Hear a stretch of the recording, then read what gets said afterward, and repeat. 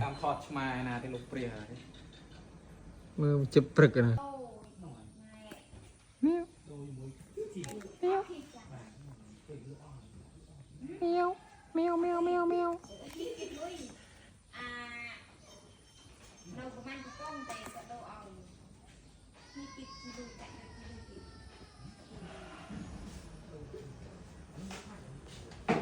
แซ่ต้องดูอยู่ข้าวปั่นมาเยอะตามทอดมานาที่ลูกเปรี้ยมือจะปรึกนะ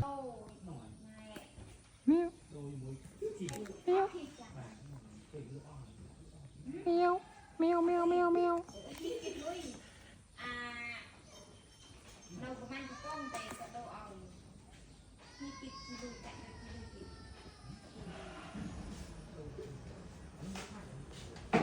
แซ่ต้องดูอยู่ข้าวปั่น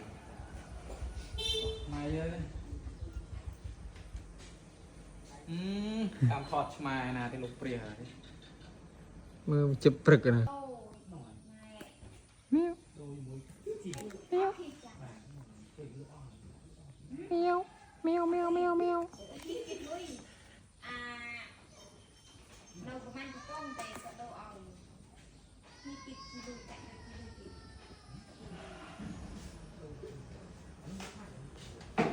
แซ่ต้องดูอยู่ข้าวปั่น